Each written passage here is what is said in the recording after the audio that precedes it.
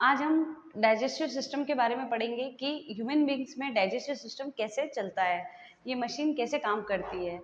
इसमें हम कैसे डाइजेशन के अंदर कॉम्प्लेक्स मॉलिक्यूल जो होते हैं वो एंजाइम की मदद से सिंपल मॉलिक्यूल्स में कन्वर्ट होते हैं, इसके बारे में हम स्टडी करेंगे। साथ ही हम एलिमेंट्री कैनाल के बारे में जानने की कोशिश करेंगे कि जो फूड हम लेते हैं वो फूड कैसे कॉम्प्लेक्स मॉलिक्यूल है फूड, और वो कैसे सिंपल मॉलिक्यूल में कन्वर्ट होगा और कहाँ से उसका एब्जॉर्प्शन होगा, बॉडी उसको एब्जॉर्ब करेगी और एनर्जी का प्रोडक्शन करेगी। इसके बारे में हम सारी जानकारी इस चैप्टर में लेंगे। यहाँ पर हम बात करेंगे कि डाइजेशन होता क्या है। डाइजेशन होता है the chemical breakdown of complex biological molecule into their component parts. Compound molecule है, लार्ज मॉलिक्यूल है, उनको एंजाइम की मदद से सिंपल मॉलिक्यूल में तोड़ना ही क्या कहलाता है, डाइजेशन कहलाता है। जैसे कि लिपिड का डाइजेशन जब हम करते हैं तो फैट लिपिड का जब डाइजेशन करेंगे तो हम एंजाइम का इस्तेमाल करेंगे और ये एंजाइम इस लिपिड को तोड़कर किस में कन्वर्ट कर देगा, फैटी एसिड में कन्वर्ट कर देगा। साथ ही ये प्रोटीन की बात करें तो प्रोटीन भी एक मैक्रोमोलिक्यूल से, इसको तोड़ेंगे तो ये एक अमाइनो एसिड में कन्वर्ट हो जाएगा। कार्बोहाइड्रेट है उसको भी ब्रेक डाउन करेंगे तो ये एक सिंपल शुगर के अंदर कन्वर्ट हो जाएगा। अभी हम पहले एक बार मैकेनिज्म पढ़ लेते हैं कि एलिमेंट्री कैनाल अपना काम कैसे करती है, उसके बाद में हम आगे की तरफ एलिमेंट्री ट्रैक्ट में हर एक पार्ट के बारे में डीप में पढ़ेंगे। एलिमेंट्री कैनाल कैसे काम करती है, सबसे पहली बात है कि हमारे मुंह में जैसे ओरल कैविटी है, ये एलिमेंट्री कैनाल जो है एक फिजियोकेमिकल रिएक्शन पे काम करती है। फिजियो मतलब सबसे पहले फिजिकल वर्क करेगी और केमिकल मतलब केमिकल रिएक्शंस होगी। फिजिकल मतलब चबाना। तो सबसे पहले जैसे ही हम फूड को मुंह के अंदर रखते हैं तो हमारे दांत क्या करते हैं, उस भोज्य पदार्थ को चबाने का काम करते हैं। तो ये तो हो गई फिजियो रिएक्शन। साथ ही फिर सेलाइवरी ग्लैंड के थ्रू सेलाइवा का सिक्रेशन होता है और ये सेलाइवा जो है इस फूड के साथ में मिलके बोलस का फॉर्मेशन करती है और ये आगे जाके इसोफेगस से होता हुआ स्टोमक में प्रवेश करता है। अब इसोफेगस की अगर बात करें तो इसोफेगस में भी एक टाइप का मूवमेंट पाया जाता है।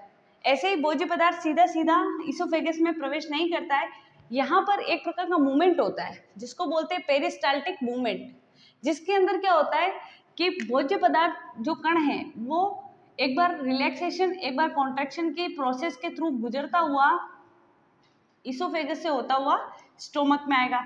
स्टोमक जो है वो एसिडिटी प्रोवाइड कराता है कि भोज्य पदार्थ के साथ अगर कोई बैक्टीरिया है या कोई जीवाणु अगर आए हैं तो वो स्टोमक की जो HCl की जो एसिडिटी है उससे क्या हो जाएंगे, वो उनकी डेड हो जाएंगे वो, और फिर हमारे पास सिर्फ हमारा क्या बचेगा, भोजन बचेगा।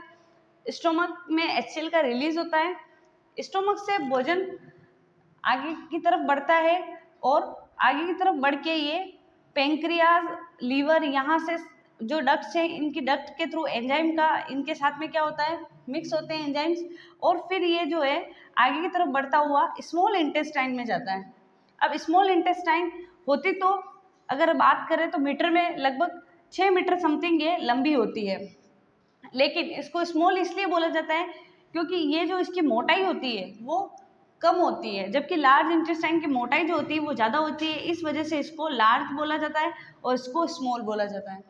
स्मॉल इंटेस्टाइन 6 मीटर के होने के बावजूद भी इतनी कंजेस्टेड तरीके से लार्ज इंटेस्टाइन के बीच में प्रेजेंट रहती है।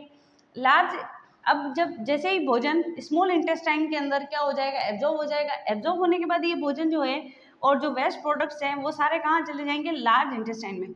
लार्ज इंटेस्टाइन में भोजन में प्रेजेंट जो भी वाटर मॉलिक्यूल है उन सबका एब्जॉर्प्शन किया जाता है और वाटर मॉलिक्यूल का जैसे ही एब्जॉर्प्शन होगा बॉडी के थ्रू एब्जॉर्प्शन कर दिया जाएगा। फिर जो वेस्ट प्रोडक्ट होगा वो एक्सक्रीटरी प्रोडक्ट जो है वो रेक्टम में जाएगा एंड रेक्टम से होता हुआ वो एनस के थ्रू हमारे शरीर से बाहर एक्सक्रीट आउट कर दिया जाएगा। तो हम नेक्स्ट पढ़ेंगे, हमने एलिमेंट्री कैनाल के बारे में पूरा पढ़ लिया कि ये कैसे फंक्शन करता है। अब नेक्स्ट हम पढ़ेंगे कि parts of digestive tract. Digestive tract में कौन कौन से पार्ट आते हैं उनके बारे में हम स्टडी करेंगे। जैसे कि माउथ आता है, माउथ के अंदर हम कोई भी खाना रखेंगे तो वो कहाँ रखेंगे, भोजन को मुंह के अंदर रखेंगे, फिर वहां से वो जाएगा फेरिंग्स में, फेरिंग्स से होता हुआ जाएगा वो इसोफेगस में। इसोफेगस जो होती है, यहाँ पर मैंने आपको भी बताया पेरिस्टाल्टिक मूवमेंट होता है जिसमें रिलैक्सेशन और कॉन्ट्रैक्शन की प्रोसेस होती है और उसी के थ्रू भोजन जो होता है वो स्टोमक तक पहुँचता है। ये लगभग 25 सेंटीमीटर लंबी इसोफेगस होती है।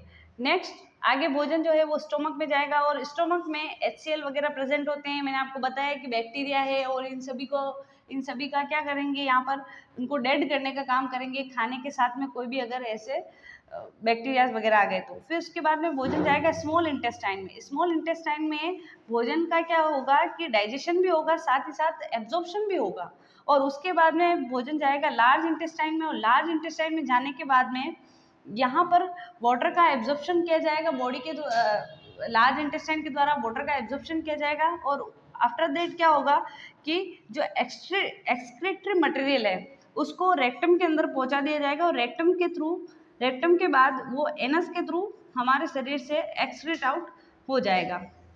ये पूरी प्रोसेस जो होती है हमारे डाइजेस्टिव सिस्टम की होती है। अब कुछ ऐसे पार्ट्स होते हैं जो डाइजेस्टिव ट्रैक्ट के अंदर तो नहीं आते लेकिन वो हमारे एसेसरी पार्ट कह सकते हैं कि हेल्प करते हैं डाइजेशन को कराने में। Organs that are not in the digestive tract but help in digestion, जो डाइजेशन में हमारी क्या करते हैं, मदद करते हैं, जैसे कि है टिथ है, दांत को मैंने अभी आपको बताया कि टिथ हमारे प्रेजेंट होते हैं। ये टिथ क्या करते हैं कि खाने को चबाने का काम करते हैं। नेक्स्ट है टंग, जीभ, जो खाने को निगलने का काम करेगी। साथ ही सेलाइवरी ग्लैंड्स, ये हमारे माउथ के अंदर ही प्रेजेंट है। सेलाइवरी ग्लैंड ये क्या करती है, सेलाइवा का सिक्रीशन करती है। इस सेलाइवा के सिक्रीशन से खाना जो होता है वो थोड़ा सा लसलसा हो जाता है। उसके पश्चात लीवर भी कुछ जैसे बाइल का रिलीज करेगा जो कि क्या करेगा, लिपिड को तोड़ने का काम करेगा, वसा फैट को तोड़ने का काम करेगा। नेक्स्ट गॉल ब्लैडर वही बाइल जूस का रिलीज करेगा और बाइल डक्ट के थ्रू हमारे डाइजेस्टिव ट्रैक्ट के अंदर आएगा। पेंक्रियाज जो होता है वो इंसुलिन का रिलीज करेगा और साथ ही साथ कुछ एंजाइम का भी रिलीज करेगा पेंक्रियाज। एलिमेंट्री कैनाल पढ़ने के बाद में हम हर एक पार्ट के बारे में थोड़ा सा डीप में पढ़ेंगे, जैसे कि माउथ के बारे में पढ़ेंगे। माउथ में हमारे क्या क्या प्रेजेंट होता है, टिथ प्रेजेंट होता है जो कि कट, टीयर एंड क्रश का काम करता है। साथ ही सेलाइवरी ग्लैंड प्रेजेंट होती है जो प्रोड्यूस करती है एंड सिक्रीट करती है सेलाइवा को।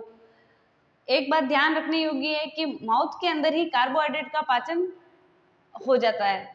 इसोफेगस की बात करें, 25 सेंटीमीटर लंबी इसोफेगस होती है और सबसे इम्पोर्टेंट बात जो मैंने आपको पहले बताई है कि इसमें पेरिस्टाल्टिक मूवमेंट पाया जाता है।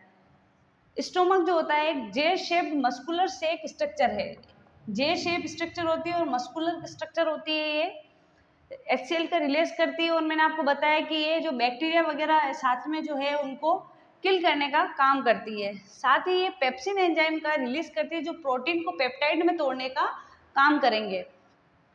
स्मॉल इंटेस्टाइन 6 मीटर लंबी होती है और इसके अंदर क्या होता है, स्मॉल इंटेस्टाइन में डाइजेशन तो होता है, उसके साथ ही साथ माइक्रोविलाई प्रेजेंट होती है। ये माइक्रोविलाई क्या करते हैं कि सरफेस एरिया को बढ़ाते हैं, जिससे ज़्यादा से ज़्यादा जो फूड डाइजेस्ट हो गया है उसका ज़्यादा से ज़्यादा एब्जॉर्प्शन हो सके। माइक्रोविलाई सरफेस एरिया को इंक्रीज करेगी।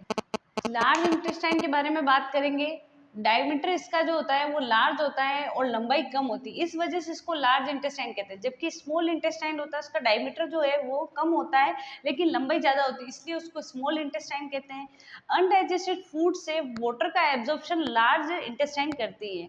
Waste stay for 10 to 12 hours, इसके अंदर 10 से 12 घंटे तक वेस्ट जो प्रोडक्ट है वो रह सकता है। साथ ही राइट साइड के अंदर इधर की तरफ अपेंडिक्स प्रेजेंट होती है लार्ज इंटेस्टाइन में। नेक्स्ट हम पढ़ेंगे एसेसरी ऑर्गन्स के बारे में। एसेसरी ऑर्गन्स के बारे में मैंने आपको पहले भी बताए हैं कि वे ऑर्गन जो डाइजेस्टिव ट्रैक्ट के अंदर तो नहीं आते लेकिन हेल्प करते हैं डाइजेशन को करवाने में, जिसमें हम फर्स्ट पढ़ेंगे लीवर। आप सभी जानते होंगे कि लीवर जो है largest gland of the body, हमारी बॉडी की सबसे बड़ी ग्रंथि जो है वो लीवर है। लीवर क्या करती है, स्टोर करती है vitamin A, D, E, K को। A, D, E, K vitamin को स्टोर करने का काम करेगी, साथ ही साथ स्टोर करेगी शुगर और ग्लाइकोजन को। अगर हमारे शरीर में ग्लूकोज की मात्रा ज़्यादा हो जाती है तो ये ग्लूकोज जो होता है वो ग्लाइकोजन में कन्वर्ट हो जाता है, और ये ग्लाइकोजन को स्टोर करने का काम कौन करता है? लीवर करता है, और साथ ही साथ प्रोड्यूस करता है बाइल को। नेक्स्ट है गोल ब्लैडर। गोल ब्लैडर जो होता है, जो बाइल प्रोड्यूस हुआ है उस बाइल को सिक्रीट करेगा, साथ ही साथ स्टोर करने का काम किस में होता है? गोल ब्लैडर में होता है। बाइल कंटेंट्स, बाइल के अंदर क्या क्या प्रेजेंट होता है? बाइल सॉल्ट प्रेजेंट होता है, पिगमेंट्स प्रेजेंट होते हैं, कोलेस्ट्रॉल प्रेजेंट होता है, फोस्फोलिपिड प्रेजेंट होते हैं। साथ ही गोल ब्लैडर जो है एक इमल्सिफायर की तरह काम करता है, मतलब फैट को डिजोल्व करने का काम करता है। पार्ट पढ़ेंगे पेंक्रियास। पेंक्रियास जो होती है produce a juice that contain enzyme amylase और इंसुलिन। एमाइलेज और इंसुलिन दो जो एंजाइम है उनको लिए रहता है पेंक्रियास, यहाँ पर प्रेजेंट होता है पेंक्रियास। ये ब्रेक डाउन करता है कार्बोहाइड्रेट का, फैट का और प्रोटीन का। पेंक्रियाटिक जूस इंटेस्टाइन में सिक्रेट किया जाता है। यहाँ से ये पेंक्रियास से होता हुआ जूस, पेंक्रियाटिक जूस जो है वो इंटेस्टाइन में सिक्रेट, ड्यूडेनम, यहाँ पर जो इंटेस्टाइन की स्ट्रक्चर है ड्यूडेनम, वहाँ पर ये सिक्रेट किया जाता है। इसी तरीके से हमारे शरीर में जो भोज्य पदार्थ होता है उसका पूरा पाचन होता है। Thank you so much. Tamu academy को लाइक, शेयर और सब्सक्राइब करके अपनी तैयारी को मजबूत करें। अभी सब्सक्राइब करें और अपनी सफलता की दिशा में पहला कदम उठाएं।